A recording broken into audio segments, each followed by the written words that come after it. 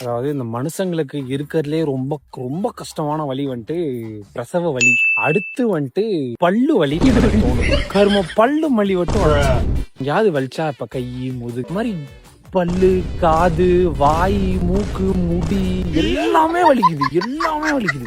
Okay, இவர் பேசுறது என்னதான் காமெடியா இருந்தாலும் பாவம் அந்த மனுஷன் ரொம்ப புலம்புறாரு. அவருக்கு பல்லு வலினால தலை வரைக்கும் வலிக்குது அப்படின்னு சொல்லிட்டு. இவர் மட்டும் இல்ல, ஊர்ல நிறைய பேர் காமனா ஃபேஸ் பண்ற ப்ராப்ளம் இதுதான். இது எதனாலன்னு தெரிஞ்சுக்கலாம். அதுக்கு முன்னாடி நம்ம பேஜை ஃபாலோ பண்ணிக்கோங்க. ஃபர்ஸ்ட் ஆஃப் ஆல், குளிர்காலத்துல ஜென்ரலாவே நம்ம நர்வ்ஸ் எல்லாமே ரொம்ப ட்ரிகர்டா இருக்கும். நம்ம லைட்டா பெயின் கொடுத்தா கூட அது ரொம்ப பரவுற மாதிரி தெரியும். இதுவும் ஒரு ரீசன்.